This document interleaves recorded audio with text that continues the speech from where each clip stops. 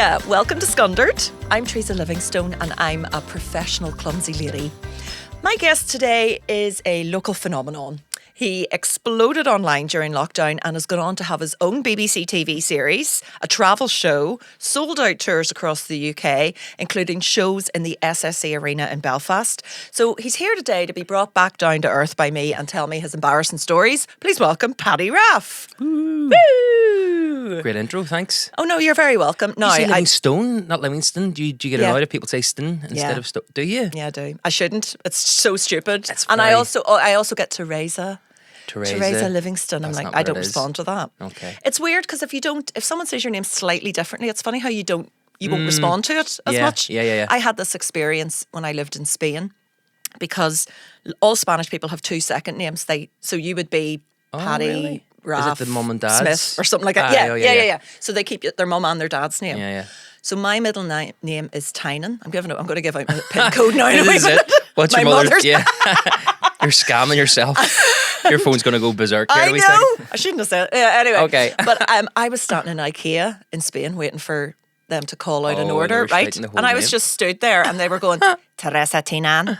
And I was just sitting there with everyone else going, come on. And finally somebody was like, is that you? I was like, oh God, it is. That's not my name.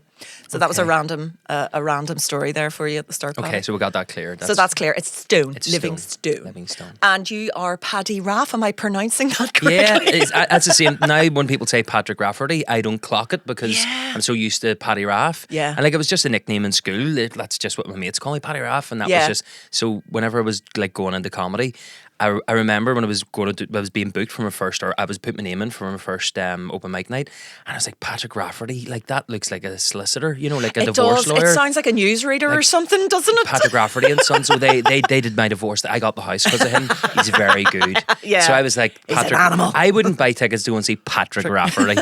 Like, come on, and that's me. Yeah. So I was like, Paddy Raff. He sounds like a fun Yeah, fella. yeah. So that's why were so you- don't clock Patrick Rafferty. Who? Were you working elsewhere at the time? Was Paddy Raff a bit of a pseudonym for you as well whenever you started? No, or was it yeah, just I've heard of people that do that with comedy Yeah. because they're in another job. Yeah. But no, I was in a wedding band, like, so my name wasn't like Patrick Rafferty and the Ronettes or something like that. Like one of those. I was like the backing singer and guitarist. Guitarist first, and then just did backing singing. It wasn't like it was Yeah. chosen because it go like that. Oh, But you were the yeah. backing singer? You weren't Yeah, it the was main? harmonising, like sort of with, Ah. and that's kind of where it all came from because I was harmonising and playing guitar.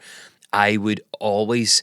This is something I've done from when I was a kid. I would always have changed the words of songs to make them funny, Right. And like just sang them like in the car to my mates or whatever. Yeah. And so with doing a wedding band, then I would be doing the harmonies, but my vocals were mixed at like say about half the volume of the main guy's Yeah. vocals. So I would be singing the funny made up words and he could hear me in his Oh, in God. ears, and so I was trying to make him laugh Yeah. during things, and eventually they kind of got annoyed with it, like, will you just start doing that on stage yourself somewhere so that Yes, get it out of your system. because we're losing bookings here. Because and that's where that one of the biggest things that kind of kicked off for me, like sort of just before the pandemic, but maybe a year before, was Stacey's ma has gone and joined the RAD instead of Stacey's Yes. mom. So that literally came from a girl called Stacey. She might see this clip, who asked me to she didn't ask me to write. She asked us to learn Stacey's mom the song because that was her ma's favorite song for her wedding. For the wedding, so we right, played okay. it, but in learning it, then I was like, oh, that there's something in that. So I was singing. So she's going to find out if you have wedding footage. Yes. Go back and you'll hear So you're me singing those singing lyrics Stacey's under ma's at gone that to join the Ra. Oh my goodness. So that's where all that started. Yeah.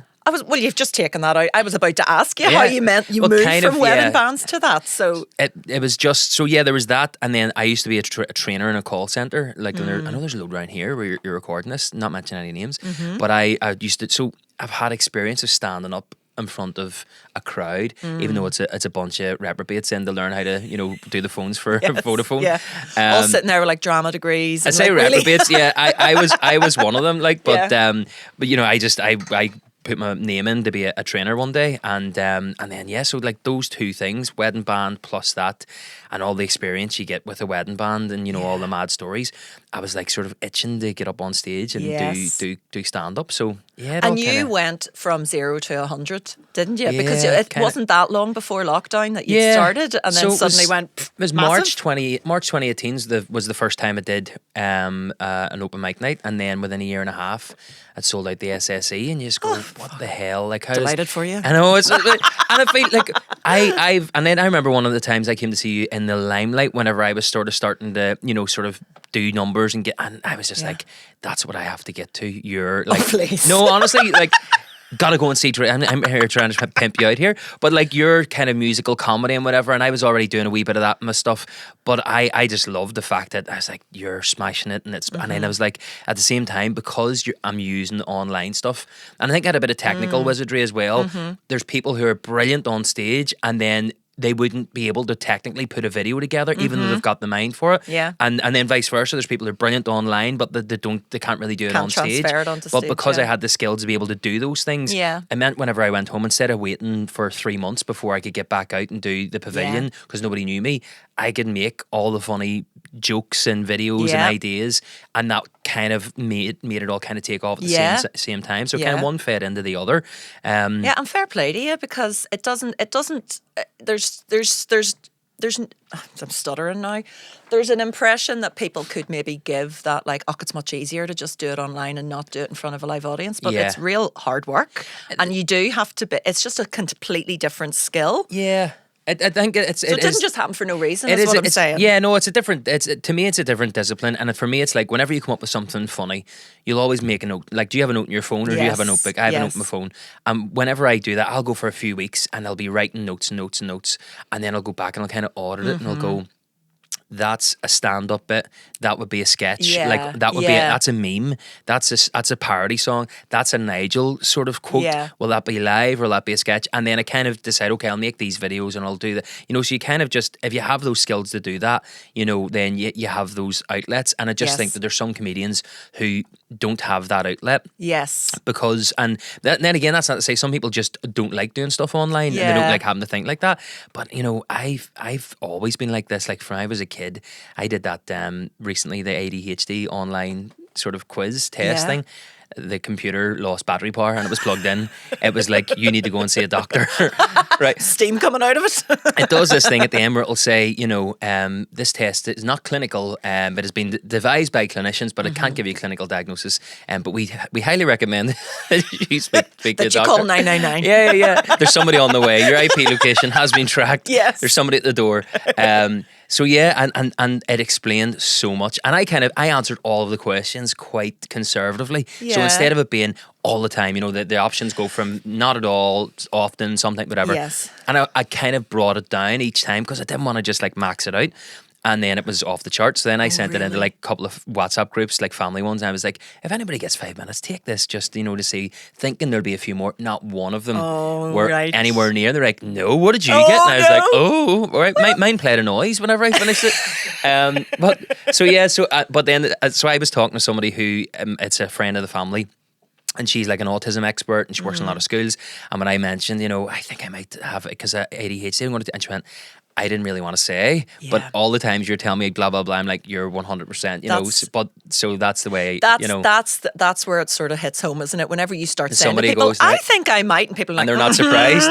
Yes. They've got the tab already open. Do you want to take that test? Yeah. So I think that putting all that together, like always having my mind racing from I've been a kid, to then finally having an outlet to go out and do it. It meant that, I was always going to do, online stuff, on stage stuff, and it was just, it made sense that I was in the band, sort of pissing people off by doing, I didn't actually speak too much. I didn't like bands that did that sort of thing where they would talk for like a minute and a half in between each song. Your wedding band has to be hit, hit, hit, hit, hit. Yeah. But I found a way around it where I just changed the words of the songs. I used to be like a pub singer when I was a student, and like I was a student in Scotland, but I'd come home and go up, spent my summers, Easters, Christmas in Donegal, and get booked just like around the pubs.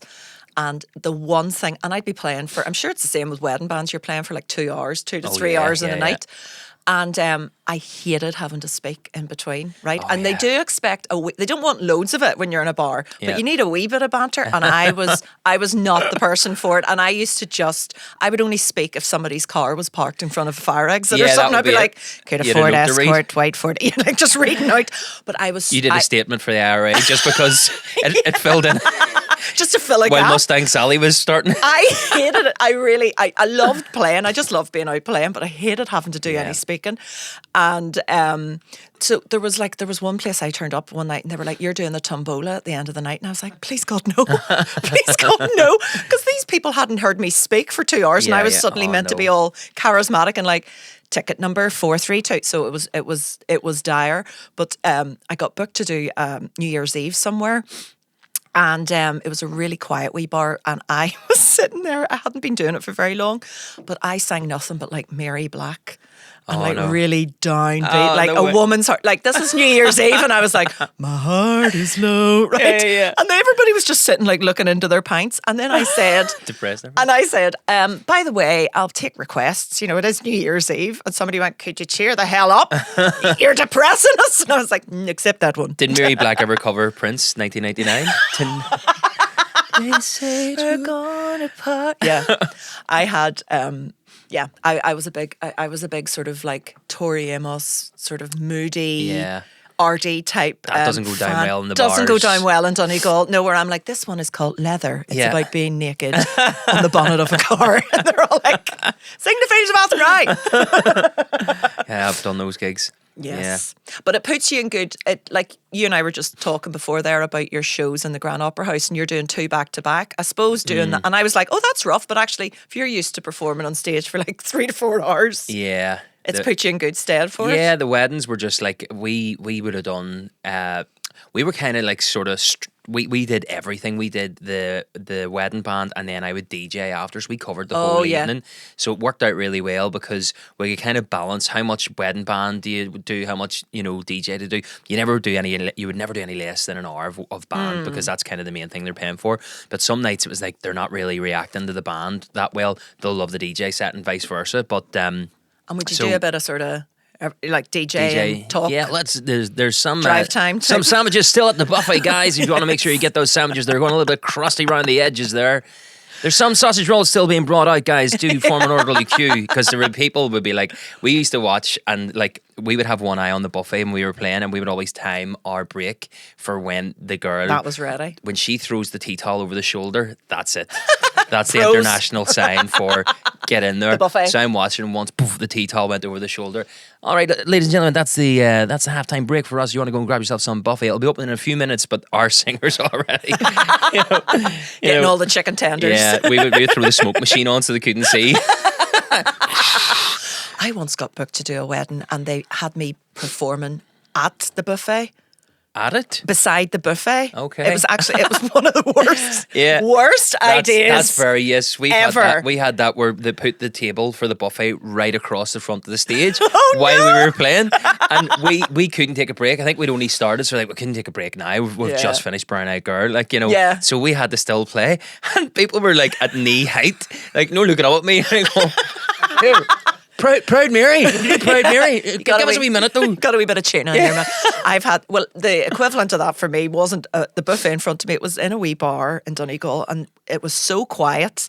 They were still serving food like fish and chips and whatever. And these 2 old fellas were sat right in front of me and you could hear, they kept shouting. You could hear them like over the microphone, but they were just talking to each other. And like, pass me the salt there, Jim. Thank you. We got a cup of tea with that. And I was like, I am trying to sing one of the most depressing songs you've ever heard. Your mic was probably picking them up, and if you had one of those, the vocal kind of thing that changes your thing into the pitch, they could have been harmonising with you.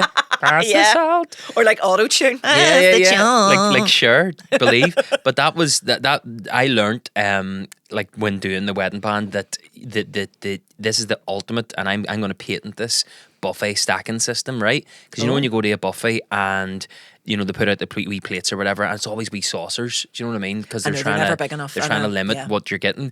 So here's what you need to do, because the common denominator of all buffets is the wee triangle sandwiches, right? Mm-hmm. So use them. They're your foundation. Use them to the advantage. That's what you do is you basically make a bowl. See if you put the crusts towards the inside and the point of the sandwich hanging over the edge. Yes. Like a star kind of thing motif. You get the edge of the sandwich does go over the edge, but it's light. The dense part is in the inside. Very good. You're using sort of, center of gravity and stuff. Mm-hmm. So your GCSE physics when you put all that out, right? Mm-hmm. that's made a bowl. So you've added food to your plate, and you've turned it into a receptacle better suited to what you're about to do, which is heap everything into the middle, stack that shit, and you can even it'll take curry. Like I put curry in, it's waterproof. Those crusts are dense, they will, and then they get sauced as well, so it becomes an even better sandwich. So when you do that, you stack it up. You see when you turn around, you want to see the bride's faces sometimes whenever I walk around. I'm like, is he fucking serious? There's nothing left. You were booked to play my first dance, so you can stack it. Whereas you can't do that Very with good. you see some people making the rookie mistake of putting the sandwiches in the middle. Yeah, and then you're trying to put they're just stuff on going to top. fall off it. No. They're just it doesn't work. So you have to just See, that would think help outside for the people box. like me who most definitely go back to the buffet. So I will go more than once, definitely. Yeah. But the second time, I'll be miming that it's for someone. Be like, she can't get up. There's nobody We there. I know, my wee old auntie, she can't get up. And then somebody will clock up. Is your auntie hungry again? And shit? You're like, That's what I do. Whenever I go to the dump, if I have to get rid of a load of, if you don't separate your recycling, yes, I just be like, just clearing out my uncle's house here. Just like, don't know what he's got in here. It's probably he was a hoarder. I know. Did he use a lot of straighteners and hair products, did he? Yes, he did. I've done a few sketches like that where it's like when you're driving up and you've got nothing illegal. You've never broken a law in your life, and when you go up in that last few seconds when they're coming out, and then you're like, just a few dead bodies, and a few spent uranium rods. Oh shit, sorry. And then you always try and joke with them, and they're just as if they care. And then you repeat it yourself. You're like cardboard, plastic, household, wood, cardboard, plastic, and you're like cardboard, and then. But it was like that. See, during lockdown when you had to show your ID and everything, so you'd just go flashback to trying to get into bars when you were under 18, just trying to look older. Trying to act sober and older.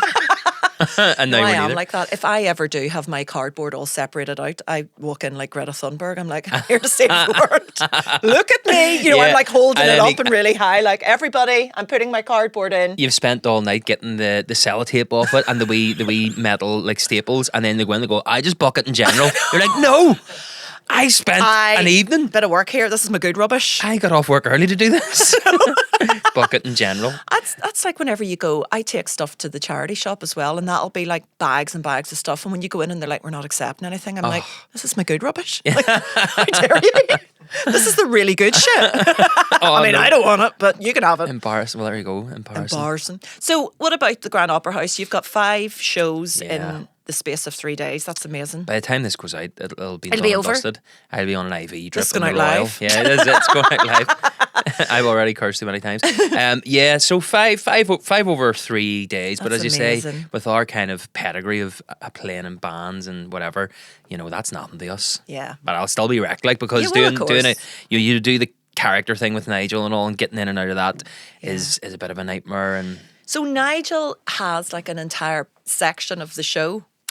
yeah. That's amazing. Kind of So- like it's one of those things. When I started doing stand up, then it was after like a few months of people badgering me really on my socials. When are you playing? And I was like, oh, I'm doing the Pavilion in 3 weeks for 5 minutes. And they're like, I didn't realize what they were asking is, are you doing a show? Like, and I was like, and it was a friend of mine who like works in this sort of music scene. I was like, you can just book a room. We have loads of like You don't different have to wait venues. for permission. And I was like, oh yeah, I suppose. So that's kind of how it happened. And it was like people coming from socials, then coming. And I think that maybe it was the thing, was because I had those jobs of being in the band and the wedding, and the call centre training.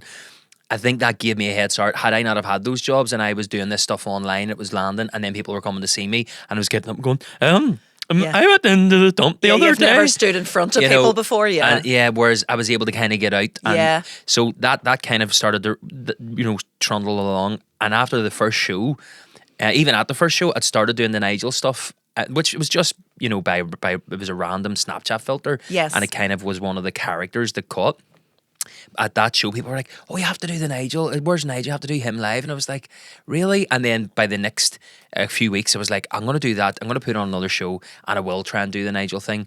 And that kind of then developed almost like a monkey on my back. Whereas if there's any live shows that I do that I don't put him on, people be turning up and going, where's Nigel and all, like, is he not knowing it's you, and then Is he messaging me sick? after and all. That happened.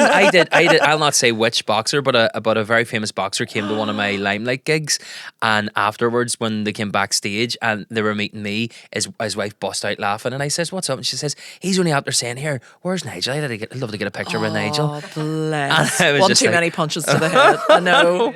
oh Jesus. But yeah, so that has been like sort of the format now. I'll do like an hour for my first half, and then there's an interval, and then Nigel will do usually about sort of half an hour, and then I'll go out, get changed, because it's easier to get changed out of. The support will do 5 minutes while I get changed, and then I come back out. So and you do have an your encore. supports throughout. That's a good idea. Yeah, they'll do like five minutes at the start, and then, you know, by the time you get your interval, that would be, you know, sort of, most people would be like, that's the night over. But you're like, no, you're coming back in. We're going to do, and then so do the Nigel half an hour, wee bit of support for 5 minutes while I get changed, and then I come back out and do another sort of 10, 15 to wrap it up, and that's a good full night. And do you find it easier to be funny when you're yourself or when you're in a character? The only time I used to enjoy myself on stage at the very start was as Nigel, because as yourself, it's so vulnerable. Yeah. And I'm not really that kind of comedian who puts on too much of a version of himself on stage. And I'm kind of, not that I'm annoyed about that, but I kind of go, that to me, I would love to have a version of myself that I'm stepping into a wee bit, because it Your feels stage persona. Yeah, and maybe there is a wee bit of that, but it's definitely, I think I left a lot of that to the Nigel character then, because then when I was out as Nigel, I was able to and I felt I actually enjoyed it, and I was able to sort of ad-lib with people and joke way more than I would do as myself, because it's like, if he says something offensive here, they're going to laugh because it's a character, but because I'm so myself on stage, it's like, oh no, he hates me. You're a bit more vulnerable. Yeah. I found that whenever the first couple of years I did stand up, even though it was me, Teresa Livingstone, I did it as a sort of a character. I would have come out on stage sort of like in a fur coat with my seen all makeup that. I thought, all. was that not you? No. You're going to try and As a play this character. off. Yeah, I'm just playing Your it. I'm therapist going, was like, you know, I don't normally recommend excuses, but you see, if you say that's a character. Just say her name was Anne. No, I used to come out and do this exaggerated version of me, really. Yeah. It was me, but it was really like I was a bit drunk and I was a bit angry and a bit fed up, and I found it so much easier. I found I was so much more comfortable doing that, because I would really lean into just being annoyed. Yeah. And yeah, if the audience said something, I'd even just clocking them. I didn't, not hitting them, but like just giving them a dirty look.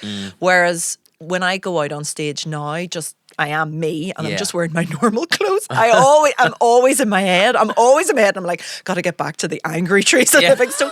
But for me, it's because when I first started comedy, there was a lot of my material about getting to my mid-30s and things hadn't quite worked out the way they should have, and I was still single and I had no job and this, that and the other. And then I got a job and I got married, and I was like, what am I going it to feels rant a bit about now? I've still loads to rant about, but it just felt it just felt a bit weird to be on stage being like, see men in bars, with my engagement ring on, men in bars. So I've had to kind of, and I like it now, sort of being a wee bit more, being able to talk a bit more authentically about like what is going on whenever you're like in your mid-40s. But yeah, I found it much easier to be to ad-lib, like you say, or like lean into stuff when you're in a character. Yeah, I suppose it's early days as well that, it's as well we had that, because it's give us the time to develop and grow to the point where you can go in as yourself and do a bit of the crowd work and lean into elements of who you are, but still, and I think that's what kind of brings, people to people's comedy shows, is that if they can identify with you, there is likability in there. I mean, there's some genius comedians out there who are deliberately not likable and their character isn't, but their comedy massively outweighs. But I feel like, if like you're getting into it as new, like I'm doing it 6 years now, it's like, for me, it's like you had to have that likability, and that's fine if I was doing my stuff and you can't fake that. Yeah, and I think you have to sort of be yourself. People here can sniff bullshit quite easy, and I think if you're going to have any kind of longevity, you have to put a lot of yourself into it. I think even with things like podcasts and stuff as well, is that you can't really do a version of yourself No. all the time on a podcast. No. There are ways to do it, but I think that's what people sort of connect with, whenever Yes. they go to your shows and stuff and you look out. And I always love doing that whenever you're at somebody's show where you clock the kind of people that follow them and Yeah. you see them smiling up at them, and they're smiling because they like that person and they're identifying with what they're saying. And Yeah. I feel like that in a way I go, well, I'm glad I didn't do a version of myself, because you wonder who you would bring to your show then. know. You're like, well, this isn't really who I am. I know. So, yeah. Or just as like, it could be the other way where you look out, you've been yourself and you look at the audience and go, sweet Jesus. Is this who I am? Who are these What people? have I become? No, I hope, like, from now, I do a lot about being a clumsy lady and just embarrassing myself, obviously. So that's just, I just expect to see people in the audience also like plasters in their head, and, like half cuts, or like, she's like me, messy hair. Odd shoes. Yeah, wearing- yes, that's they've left right. the house with the wrong. So embarrassing stories, Paddy. Yeah. You had to have a wee think. I did. about how you've embarrassed yourself. Because you delete Because you them. don't? You do delete them. Yeah, but as far as I'm concerned, I kind of feel like I don't, because you don't think about them. And I used to really dwell on them, and like, you'd break out in a sweat in the middle of the night. You'd be like, Oh, yeah. Is this menopause, or am I just thinking about that time that I sat in a random man's knee in mass? Oh. I did. Oh, did you This do actually that? happened. Brilliant. Yeah. So okay. I'm actually sweating. Yeah. So basically, Did he just put a wee bit of money in your belt? he didn't even take me for communion first. So I went. This involves Gerry Adams. Of course. Funny enough, people are going to go, oh right, let's see how this one pans out. So we're in mass. It was Oliver Plunkett in Lenadoon. And that was where, like, we would always go on a Sunday. My and dad were from there. My grannies were around there, so we'd do the whole go to mass, go visit your grannies. Yeah. And so we're in mass, and there's a wee bit of buzz about mass today. And this is back in the days when loads of people were going to mass. Like, and I was raised Catholic, but like I'm not. I'm an atheist now. Thank God. I always say. I'm sure that's an old one. Like, I always have to. That's an old joke, but Yeah. nobody's putting me up on it yet. Yeah, yeah. So I'll kind of half claim it, but I Yeah. don't think it is mine. But anyway, so I don't go to mass at all anymore. But back as a kid, you had to go. Yeah, So we were in. There was a bit of buzz, and the reason there was a bit of buzz around mass was because Gerry Adams was about sort of 10 rows up, Right. and this was the sort of mid-90s, and I was trying to listen to what he sounded like, because he was being dubbed over on the TV, but he was being dubbed over by actors on the TV. So I was like, I'm going to hear him for real, So I was listening to Peace be with you, and then somebody went, "What do you know about peace?" My dad says I'm going to say that, but he didn't. He was joking. Like, anyway, so we're sitting there, everybody's looking up. Gerry Adams comes to communion, and I'm going up to communion, and so we're up, and then I'm walking back, and I'm trying to have a look at him, and he's sitting there, and I'm like, oh my God. So as I'm walking, I clock where my dad is, which is about, like I say, 10 rows behind him. So I'm walking up, and I slink into the row, keeping an eye on Gerry Adams, because I think he stumbled on the way up to communion or something. I was like, here, and I leant, and I sat on my dad's knee. I was like, here, you want to see it there now? Gerry Adams. And I looked round, it wasn't my dad. It was just some Arm round his just neck. some dude, and I'm sitting on his knee here. You want to see it? Gerry Adams going up there. He's telling me, I was like, and I looked, and my dad was 2 rows behind. Oh no! And it was a very similar looking fella. So I kind of clocked and went, that bald fella is my dad. But no, I sat and I said, here, daddy. And I was like, some fella has a kid sitting in his name mask going, here, daddy. And then I was just like, and my dad's just sitting looking at him, looking at me going, what the fuck are you doing? my And God. I was beetroot. Like, yes. So, But what age were you? Would you have been like teenager? 23. No, I would have been about 7 or 8. Oh Yeah. God, yeah, you'd Stuck with die. me. Because I think if you were an adult, if I did that now, I would kill myself laughing. Like I'd be embarrassed, but I'd laugh. But if you're a kid, that's, that's- like seared in your soul. I have not. Yeah, like that's the first time I've told that story in full. Like somebody Yeah. bring it up and tell me about the time you sat in my no, I'm trying to enjoy myself tonight. I don't want to have to revisit childhood trauma. Wait, God, mass used to be the best. Not the best crack, but. For things going wrong, like if something went Yeah. wrong in mass, it was the funniest thing. Do you know what I mean? Yeah. Funny things that happen in there, but wouldn't be funny anywhere yeah, else. Oh God, yeah, set you off, and then you're trying not to laugh. Where you're not meant to be laughing. Yeah. And my youngest brother Peter became an altar boy, and Peter has I just realised I kicked my tea over. Oh, seriously? You can replace that. You can replace that patch of carpet. It's a wee tiled one. Don't worry, guys. Don't worry, guys. Is that camera still on? Everything's just stopped recording. So anyway, what did Peter do? No, Peter became an altar boy when he was about 9 or 10, and Peter has learning disabilities and is visually impaired. So every time he would do anything, we'd all be like, "We're here to support you." Like the whole family would be there. So whatever Peter's doing, we all rock up to support him. So we all started going to mass again because Peter was an altar boy, but he was hilarious, right? And he would sit and the priest would give him, like, you know, all the wee bits of the wee glass bits, all the water, whatever that is. Oil and all. The oil and everything to carry up these steps. And we'd be like, don't give it to Peter, don't give. So they'd give it to Peter and he'd just go up the steps. And you could see the whole front row just standing up like, oh, hey. There's somebody running a sweep. How many steps will he make it? I say like 3. We were having Mexican waves all like, Peter. What a mess. And like at one point we were sitting watching him one day and he was making the wee girl beside him laugh. I was like, I don't know what he's doing. And it turns out he had like these little vampire teeth, you know, you get for Halloween. And he was just, every time the priest spoke, he was going burp, burp, burp, burp, burp, with these like vampire teeth. So funny. I would have still went to mass if Peter had to be doing altar boy. Honestly, it was just the entertainment. But the funniest one was at the end of mass. Sorry for all the Protestants out there. You just ask your Catholic friends. At the end of mass, whenever they all stand up to leave the altar, and the altar boys go first, and the priest is behind, as they, it's all in the past now. But Peter stood with the priest, going, "No, after you," and the priest saying, "No, you go first." He goes, "Father, I insist, after you." And they had this big standoff, and eventually the priest just walked off, and then Peter went out at the end. We were all like, Peter. Love it. So yeah, that was just that's the last time I went. There was a fella in Scundered that got barred for like heckling the priest every week. Brilliant. Priest would be like Jesus said, gig. no, he didn't. Yeah. The priest would be like, so Jesus said, and he goes, I'm fucking sure he did. Is that right? Is it I? Someone put in a complaint about him in the Andytown News, and he got barred. No way. Love it. The Well, that's power hilarious. of the Andytown News. The thing I loved about, we'll move on from mass chat because it does alienate quite a lot of people, but I loved when you would go to mass and you would see, like, you know, the altar boys be walking up and it's all like very, like, almost medieval, like the way they're all dressed. And then I love whenever they would kneel down and it was just Nike Air Max. Nike Air Max out the bottom. Yeah. Or Reebok pumps. Yes. Pair of Reebok pumps. But no, I remember one of the days in mass where we're waiting on them doing the communion and the tabernacle key had been lost, and you could see this confusion. People were like, "Why is this taking off?" And then it was like, "What was it?" And then you seen the Eucharistic ministers kind of running about. You know, they're busybodies anyway. And Screwdrivers. The priest had like vamp. He started doing like crowd work and stuff.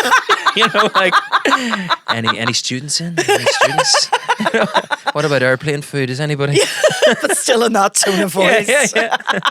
Let us proclaim the mysteries of airplane food. Oh, I love it. I forgot that's another one of your characters, isn't it? The priest, the Raven priest, which then has kind of come full circle because I keep getting tied in Father Guillermo stuff. He is a bald priest from Portugal who DJs and does the whole like literally, and with all the Pope getting elected and stuff, he kind of rose to prominence even more, and people keep tagging me going, he stole your character. It's like, well, this is him, this isn't a character. But I made sure on the day that the Pope was, okay, I say let's move off mass chat and go to no, the never, Pope getting never. elected. But yeah, I had to put the footage of Father Pat's band. Only because I was so proud of it, because like I love metal music and I love like sort of messing up with the genres, and I was doing the metal hymns like sort of through him with him in him, but like in a real like Metallica style. And so I've had that in the sketch show for years, and I went right and I edited the footage and made it look like they were playing at the election of the Pope. So once the Pope was announced, it says, and now we cross live to Concella, the conclave after party, with and so they come out on stage. So I edited that in, and I was about to upload it, and went, no, the funnier thing to do would be put it on cast it to the TV and film it on my phone as if it actually it really happened. And I caught so many people out, like to the point where it was going viral and people were going, oh my God, like people were taking the footage of mine, posting it in their things, and then it was going like viral in America and going, oh my God, Catholics really know how to rock it. And then people would be tagging me in that video, not knowing it came from me, going, why is Paddy Raff at this? Not knowing that I had Father Pat, the character in the TV show, because maybe they've only followed me in the last couple of years. So it's just this whole sort of inception thing. I'm like, maybe I am God? A priest. Yeah. Am I that bald? I am God. I'm God, yeah. Maybe I'm controlling all You're this. in control of all of it. And I was just like, yeah, I'm God. Yeah, I thought you said bald. I was like, yeah, no. Like Paddy's really Maybe up I himself. am bald, Maybe yeah. I am. But in terms of as an adult or as a dad, even, do you think, are you an embarrassing dad? Do you like to embarrass your kids, or Oh, yeah, are I you mean, just too cool? See, my dad used to do it. This was like his raison d'etre. He got up in the morning. Yeah, mine was the same. But like, I know how much it annoyed me, so I kind of I microdose it. I don't go OTT the way I could. And being in comedy, you know, you just see so many brilliant opportunities, but I want them to have a childhood that they can remember rather than go. So I don't do too much, but like that's part of the tour that I'm doing is like, you know, I talk about the reason I'm doing it is to kind of prove to myself I'm still funny, because they used to laugh at the jokes that I made, right. and now I'm cringe eye AF, rolls and cringe AF, and they don't even know what the AF stands for. Yeah. But they're like, you know, what? But so now I'm coming out and I'm telling some of the jokes and stories that they didn't laugh at, you know, and then going. And each time people have to go, see, I'm going to prove when I come to the Opera House, because they Yeah. always come to one of my shows. They're going to be like, see, there you go. How People are old are laughing. they now? 8 and 11. Oh wow! So they were really little whenever you'd sort of So started. I just they don't know any different. Yeah, my daughter was 1 whenever I started doing stand up, and I think that was I was kind of part of it as well, because being a dad and having that life experience, you know, doing comedy then felt like the right time to do it. Get out of the house. To get out of the house, yeah. Yeah, it's awful noisy around here. Get I'm these okay. things off your chest and just. So yeah, that was like, you know, they have only ever known me to do that stuff, and in a way it's like that's why I kind of chose the kind of comedy I do as well, because I love, right, see, filth comedians, right, they're one of my favorite genres, and I can write that stuff, and I have some stuff, but I go, I wouldn't tell that stuff on stage, because I always went to myself, I'm not saying I'm like prim and proper, it's not all mass chat on stage with me, but you know, it's like but at the same time I it's like that sort of Billy Connolly thing. We used to watch him growing up, and if he ever did anything that was a bit blue, he wouldn't be on that topic for too long, and then he'd be on to something else. And I kind of felt like, you know, I had my kids were born, and I was like, if this goes well, and if I end up doing this as a career, I don't want to paint myself into a corner where I'd be like, oh, see, when they're old enough, and all my material is filth. Yeah. It'll be embarrassing for them to say to their mates, "Oh my!" So Is that your dad talking about dicks again? Yeah, Like, I know, which I will do live. Yeah, you know, yeah, not yeah. too much of, but I will do that live. But for the output, the stuff that's recorded and out there, again, not that I'm trying to be completely between, because there's a lot of things people will point out. Well, you said this, and you made a video about this, but at the same time, the general tone I wanted was that if it went well. Because that's what you always have to kind of look at, is if this works out, what's the best case scenario? And then you go, right, well, will I be proud enough? Will I be okay with them? Yeah. You know, sort of seeing that stuff and whatever. And it's working out well, because I've chose to be not, you know, a bit more sort of family orientated. And now they're going to school and they're coming back and go, my blah, blah, blah, watched your show with they all love his daddy's been to your show and, you know, whatever. Yeah. And, you know, you sat in his daddy's knee and he loves you. And, you know, but yeah, so it's nice that it's not like, you know, it's actually a benefit to them. You know, I'm sure there's going to be kids out there that'll use it. Yeah. Your dad's cringe. Yeah. You know, and they'll sure, tell them that would be no matter what you did. they'll for a tell them living. what the AF means. Your dad's cringe as fuck. And I Yeah. go, oh, that's what it means. Yeah. And that's fine, and they're prepared for that as well. I'd be like, look, but they know it doesn't bother me. I Yes. take the worst negative comments that I get, and I put them in a song. There's a song I did at the end of the last tour, and I list all these things. People are like, what the hell is he doing? And then this is a list of things that people have commented are funnier than me. So it's a toothache, a boot in the balls, a da-da-da-da-da, Yeah. and it all rhymes, you know, Yeah, like yeah, that yeah. kind of bouncy wee song. And it's kind of like taking the power back and going, I'm going to use all your comments and now get a laugh at the end of my shows. Yep. Out of all those there, you know. Yeah. So, but yeah, that's kind of like why, you know, getting into comedy at that stage, choosing that kind of, you know, sort of genre of comedy, and not using the kids too much as punchlines. You know, Yes. I'll tell funny stories that happen, but I'm always the one that's got something wrong Yeah, or whatever. yeah, And there's a yeah. wee bit of ribbon, but I don't want to be, you know, using their, you know, private 'Cause moments they- like you- as, yeah, exactly. you know, and let me tell you, there's been some absolute clangers and things that I would just go, but if I knew in my head, I was like, no, I don't want them coming to a show and going, my dad told the story about the time I blah blah blah, you know. So I know, I kind know. of try and tread around Like that takes embarrassing dads to a whole new level. Yeah, it's like I'm gonna all make money dads are off your embarrassment.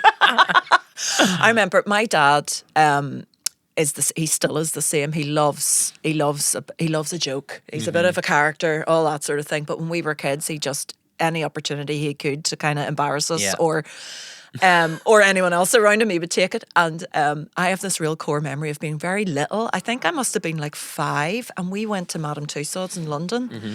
And you know the way they have like I don't know if you've been, it's great. They have I've heard of it. They have the waxworks are everywhere, right? So like they're in the wee rooms where you have the famous people, but then they have just random ones dotted around the like place. Victorian children. Yeah. So you don't quite know. You'd be looking at one and then like, oh Jesus.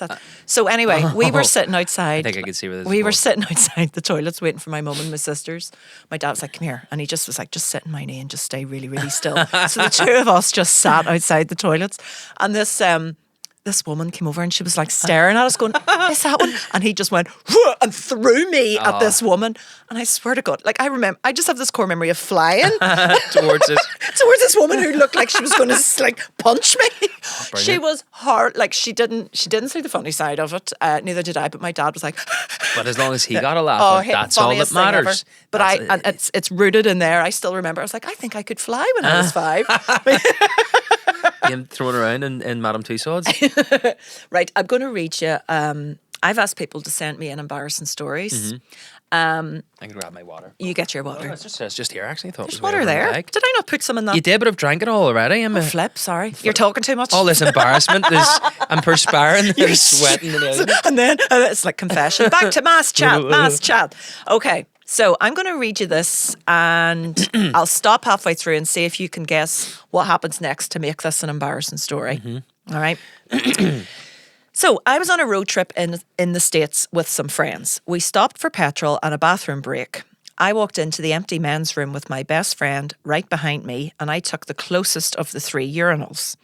In a rare break from bro code, my mate takes the one right next to me. But the urinals have dividers, so it's not a major infraction. But still, I wanted to teach him a lesson. So while he's in full stream, I reach around the divider and grab his elbow and shake the hell out of it in an attempt to get him to piss all over himself. Okay. So what do you think happens next? Well, first and foremost, I thought this was you. Oh, And I was going, why is she getting into a mate? well, I paced out. She Not hasn't- Paddy. I should have started But it with was like, that. in the urinal, I was like going...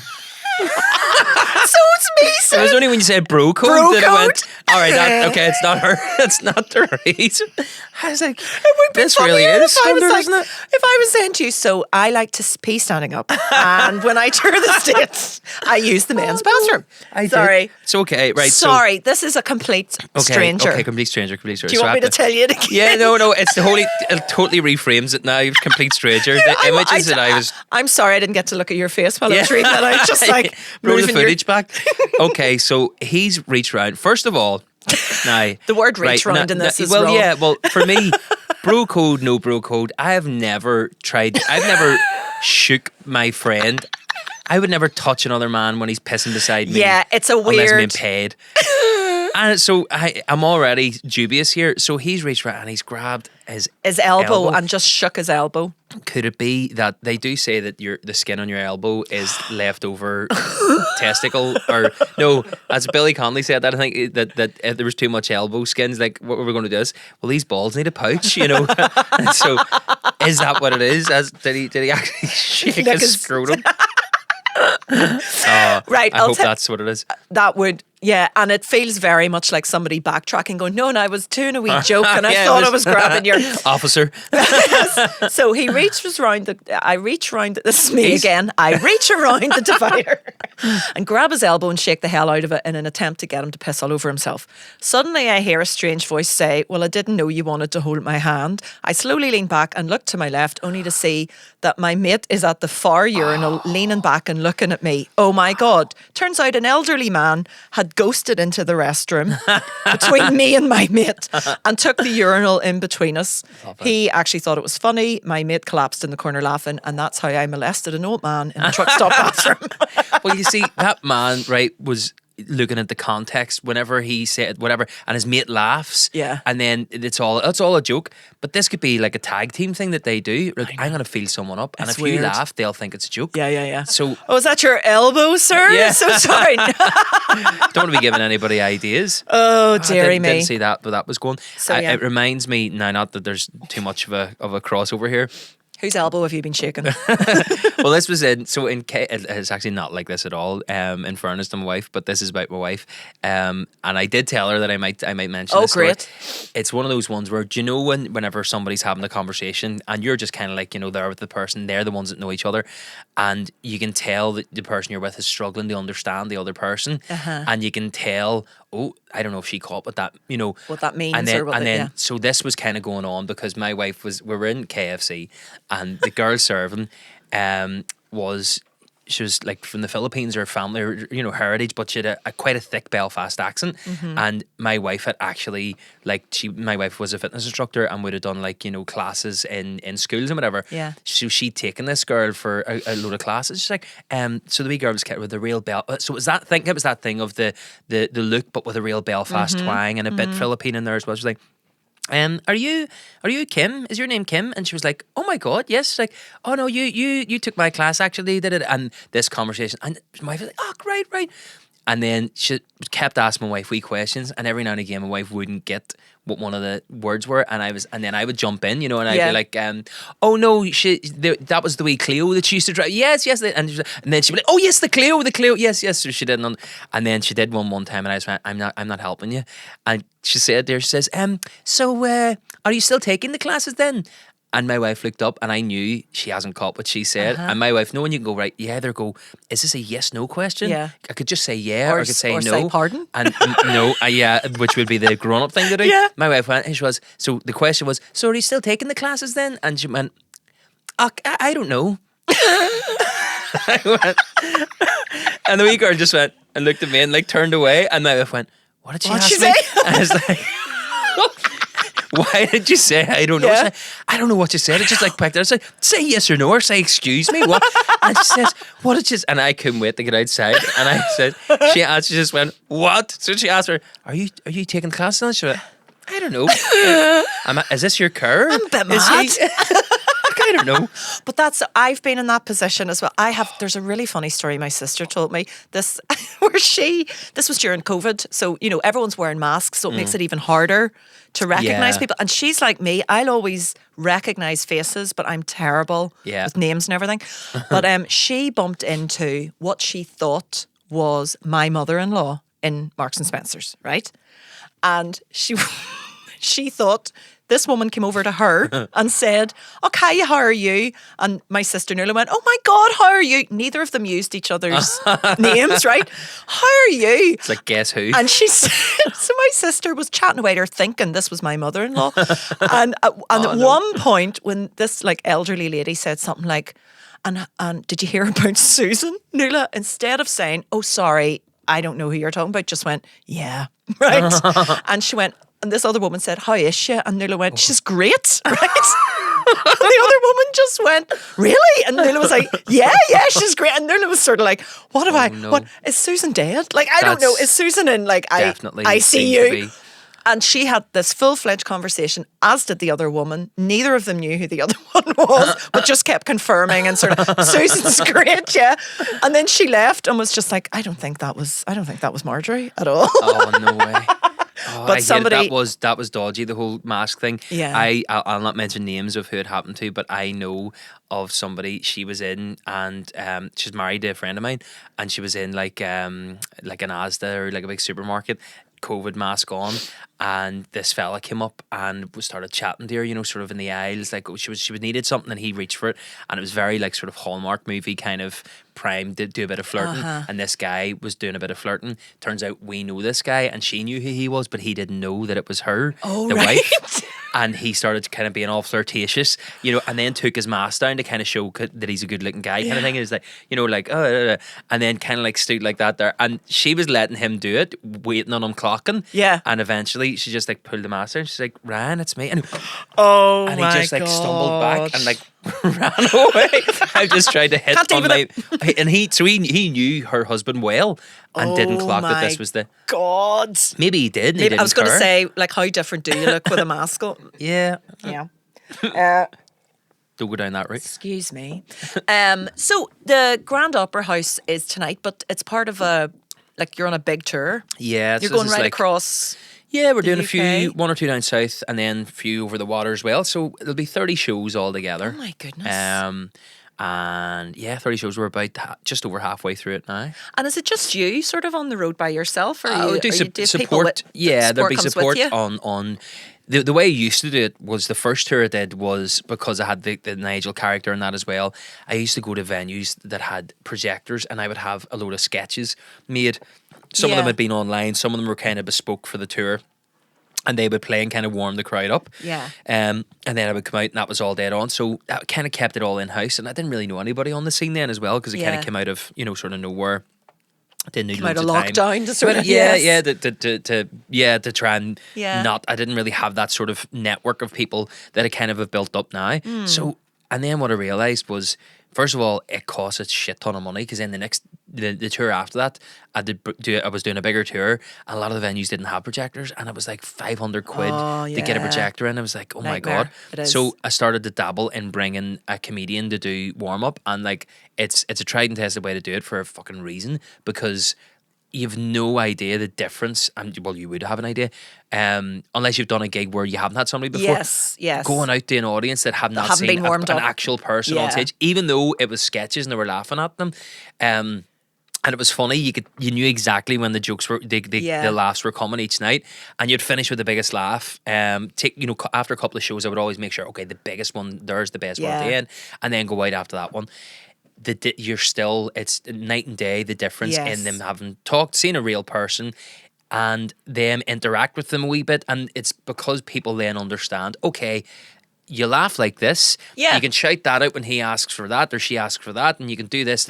So when I come out, they are warmed up. Yes, Hence the name. that's literally fucking what warm-up they're act. doing. Yeah. So it took me about £6,000 to realise that's what warm up meant. Yeah, Somebody yeah. will warm them up. Yeah. So that's why on the last tour I did all the tour with different supports coming. Yes. And doing support and Oh opening. yeah, it makes such a difference. 100%. Yeah. Going out and like no offense, there's been some people who have supported me that know themselves and go, I was a bit tough. That is still miles better Yeah. than going out after a video, videos of your own stuff. Have you ever done support for anybody? Did you ever? Mickey Flanagan is Did literally. you? There's two comedians I've never done support only for two comedians. Ardal O'Hanlon and Mickey Flanagan. Oh well, there's two It's open that's micers my there. standard, Yeah. But just because again, it's that thing of I didn't really know anybody on the scene. Started to get big just before COVID. Then you go into COVID and do the TV show, Yeah. and then come out of that. There's a wee bit of standoffishness from the scene as well because they're like, Yeah. who the fuck is this fella? So I kind of didn't have that, and then I would get asked. I was actually asked to support Mickey Flanagan before Ardal O'Hanlon, and I got asked like, would you fancy doing support for Mickey Flanagan? I was like, yeah, 100%. And they're like, have you done much support before? I'm like, oh yeah, tons. Yeah, you're just right. Say And yes to everything. So the first one was going out in Dublin in front of I don't know how many, 12,000 people before Mickey Flanagan for 2 nights in Dublin. That was brilliant. He was so sound, really, sort of chatty and whatever, but brilliant the way he does it as well. Like in terms of gets in, does his thing, quick picture, see you tomorrow, goes in because they're like two, and he's just brilliant. And then he got me over to Wales as well, so I did a support in the arena in Wales in Cardiff, Because it can be rough. It can be rough. Either I've done support for quite a few different sort of quite famous people, not so famous people, whatever, and they all have very different audiences, and some are just absolutely horrified that there's a support act at all. When you walk out and they're like, the hell's no, this? Didn't pay for this. Who's this? Yeah. But generally it's really, really good. And I've had some amazing experiences with really decent, you never know what big names are going to be like, if they're going to be kind of like, it's a business after all, and they're just there to do a job. But there's been some people have been really lovely, but there was one guy who shall remain nameless because he is quite famous. I did support for him, and he was very nice and very chatty, but just a little bit odd. And we were sat like in the green room backstage, and I had got into this room before he'd arrived, and I had just thrown my coat over a sofa, and he came in and sat down, and he had like an entourage with him, and he sat on my coat, and I was and I thought he was going to go, oh whoops, but he just sat on it, right? And I was like, oh, he's sitting on my coat, and then he took out a pair of nail clippers and started to clip his nails while he sat and like flicking the nails onto my coat, and I was just, it's all I could look at, and I was just. Was he big enough that you could have got money for those nail clippings though? Possibly. See, I would should have thought it I would have been through. hoping it was like it's a sort of a fleecy coat that catches them. It just turned me, and I was sat there just like, and he didn't. I mean, I understand he power was there play. to do his own. It was weird. It was weird. You'll tell me when the cameras stop rolling. I'll You're gonna tell you me who it that was. is. Yeah, of course I Okay. will. Yeah. Whenever I went over to Cardiff, with Mickey again. As my first time ever gigging in Wales as well. I was like, what a way to start. And you obviously go, oh, you have to tailor your act and whatever. And I was like, right, okay, I can't not tell this story or do this joke. And I was like, and then just before I went out, before Mickey Flanagan, I was like, I can't believe I'm going out to do new material. I'm going to do in front of Mickey Flanagan for 15,000 people. And it went down really well. Was the town in Wales with the longest name in the world. And the story, now I didn't tell the full backstory, but I used it in this gag that I was doing, and it got such a big cheer when I came back off stage. He was like, what the fuck did you just say out there, that they're all, and I had to tell him. But the story behind how I know the name is quite embarrassing, in that I was on a stag do. And it was one of my first ever stag do's. We'd been to see Man United playing back when they were good, and United won the game. We were coming back down on the coach through Wales, and so you stop in that town with the big long name. So on the way back, the fella that had run the bus trip, because we were just in with a load of other fellas from West Belfast, and the guy that was running it was older fella, but real character, old school character, just like so many wee pranks and quirks and whatever. And he got up and he says, by the way, boys, we're going to stop in the town with the longest name. I don't know what you call it, but when we get there, you've got 15-20 minutes, just because we're wanting, stretch your legs, grab a cup of tea or a pint or whatever before we hit the ferry, because we don't be sitting there too early in traffic. And he says, but there's a kitty, 250 quid, that hasn't been used, and if anybody can get back on and say the name of the town perfectly, you get the kitty. Right. So a few chuckles or whatever, aye, right, whatever. And I was like, I was skint, already from this thing. This trip, and I was like, I'm gonna win this. Yeah. So I gets off. Everybody else goes and does stretches their legs, whatever. But I went to the visitor centre, and I started studying. I was like, fuck. And I went up to the guy at the thing. I was like, so how would you? And he started telling me. So it's like Clanfair, and I was like, okay, right, dead on. And I went through the whole thing, and I was repeating. I got back on the bus. Then we were driving on, and I was like, he hasn't mentioned this fucking 250 quid. I was like, here, what happened to the kitty? And, oh, sorry, he says, so I said, if you've learnt the name, did anybody do it? I was like, aye, me. And he was like, right, come on up, Paddy, on the freeway. Ew. And like, I was one of the youngest on the bus. And I gets up, and he's like, right, now remember, he says, you have to get everything right for 200. As me, yeah, I will. And he says, right, off you go. And I was like, Clan for put Quingeth go get Cling Dober Clan to Silio go goch. And I went, yeah. And I was all like fucking king of the bus. And he just turned, he says, say it again. I was like, Clan for put Quingeth go get Cling Dober Clan to Silio go goch. And he went, there was one syllable wrong. And he sat down and everyone went, yeah. And me, is there no 200 price? There's no fucking 250 quid, me, you bastard. I've wasted, but that stuck in my mind, that name. And whenever I went to play in Cardiff, I had a gag that needed a name of a town, and I dropped it in, and boom. Yeah. Everybody. And I was just like, yes. And I was like, fuck you, that guy on the bus. Fuck your 250 quid. Yes. I made it back eventually. Yeah, I made it back. And that was it. So I came backstage, and the big Mickey was like, what was that big massive chair? I was like, oh, I just said the name of it. He says, I can't fucking say that. Yes. Mickey, the biggest cheer of the night. No, well, here. But that was what was so funny about supporting Mickey in those shows, is that he does that thing, which I totally agree with. I think it's brilliant for music gigs as well, of you lock your phone away in the pouch. The and audience, you're not allowed your phones in.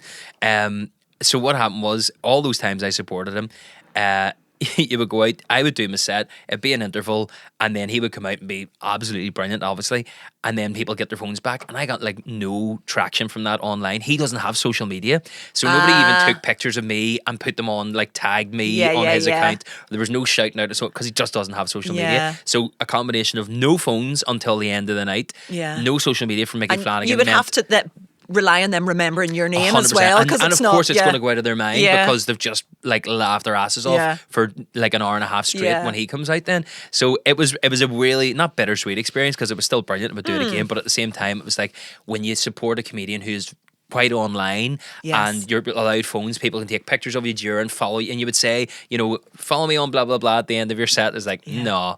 Where has anybody got a pen and paper, a fucking quill and ink? Because that's what it felt like. We're back. Should to have been flyering at the door, just like, remember me, I know. remember me. Yeah, I know. I did want to, like, I was waiting to get out the taxi one time after the Dublin one, and I was standing there and people were passing. I was like, I don't normally do this, but I feel like kind of going out, standing about, like, just oh yes, it's me, but I didn't do it. I didn't have the balls to do It is me. It's me. And there's a make it out of the way. Excuse me, comedian coming through. Oh, sorry, me. Well, listen, thank you so much for making me feel a wee bit better that very successful people embarrass themselves. This feels like therapy. This feels like Good. I should be paying you. Yeah, you should be. Free next week, same time next week. All right, Paddy, thank you so much. Thanks and very go much. and see him on tour. And you don't need me to promote you, for So Christ's this sake. helps. Could you do it the other way around, You come please? to Tori Amos before I go. Yes, just to bring the room down. Thank you, Paddy Raff. Thank you.